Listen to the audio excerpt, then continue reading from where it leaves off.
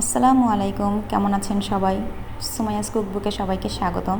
আজ আমি আপনাদের মাঝে শেয়ার করব ঝালমুড়ি মামাদের সিক্রেট রেসিপিতে ঝালমুড়ির মশলা। তাহলে চলুন মূল রেসিপিতে যাই।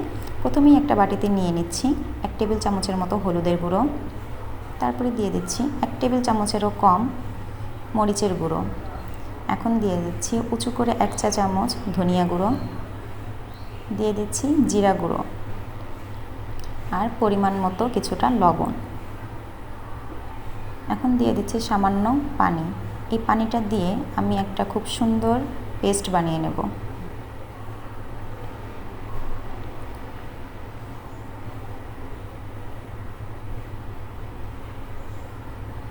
পেস্টটা বানানো হয়ে গেলে এটাকে একটা সাইডে রেখে দেব।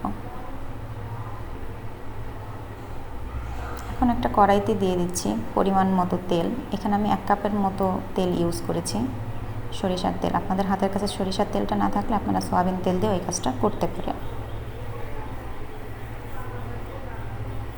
এখন দিয়ে দিচ্ছি 2 টেবিল চামচের মতো পেঁয়াজ বাটা, সাথে দিয়ে দিচ্ছি 1 চামচ প্লাস আরও হাফ চামচ রসুন বাটা, দিয়ে দিচ্ছি 1 চামচের মতো আদা বাটা, দিয়ে এটাকে খুব ভালোভাবে মিশিয়ে নেব।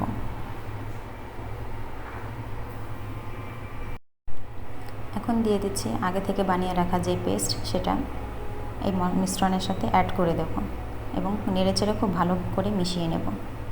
এখন দিয়ে দিচ্ছি টেস্টিং সল্ট পরিমাণ মতো,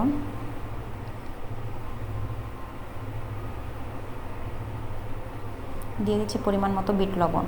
এটা আপনারা অবশ্যই দেবেন, এই দুইটা জিনিস একটাও স্কিপ করা যাবে না।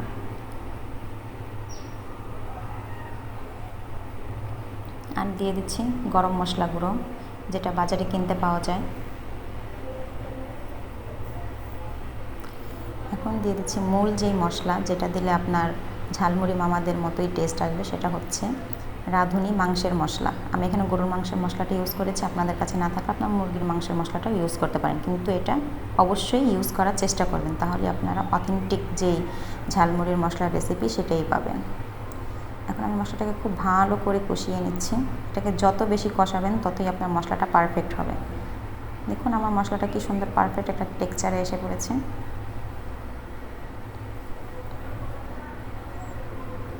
আপনারা যদি বাসায় এভাবে ট্রাই করেন তাহলে অবশ্যই নিরাশ হবেন না।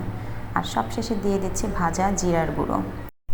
আপনারা অবশ্যই বাসায় এই মশলাটা ট্রাই করবেন। এখন আমি আপনাদের করে দেখাবো সেই মশলা দিয়ে ঝালমুড়ি মাখানো। তো প্রথমেই আমি নিয়ে নেব পেঁয়াজ কুচি, তারপর দিয়ে দেব কাঁচামরিচ কুচি, এখন দিয়ে দেব শসা কুচি। এগুলো আপনারা আপনাদের পছন্দ মতো দিয়ে নেবেন, বাড়িয়ে বা কমিয়ে। দিয়ে দিচ্ছি টমেটো কুচি,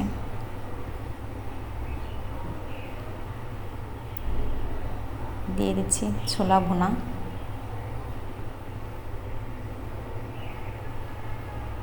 এখন দিয়ে দিচ্ছি আমার হাতে বানানো সেই ঝালমুড়ির মশলা।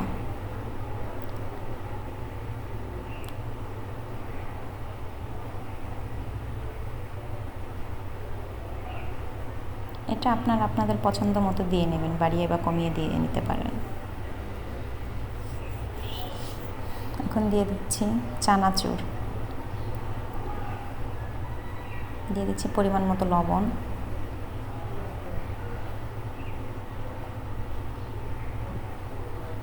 সবশেষে দিয়ে নেব মুড়ি।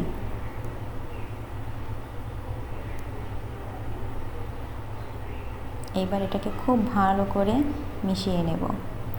ট্রাস্ট মি, আপনারা যদি এই মশলাটা বাসায় একবার বানান তাহলে সারা জীবন এটার টেস্ট ভুলতে পারবে না। মানে এই মশলাটা এতটাই টেস্টি হয়েছিল যেটা বলার মতো না। অবশ্যই আপনারা আমার এই রেসিপিটি ফলো করে বানাবেন, আশা করি নিরাশ হবেন না। আল্লাহ হাফেজ।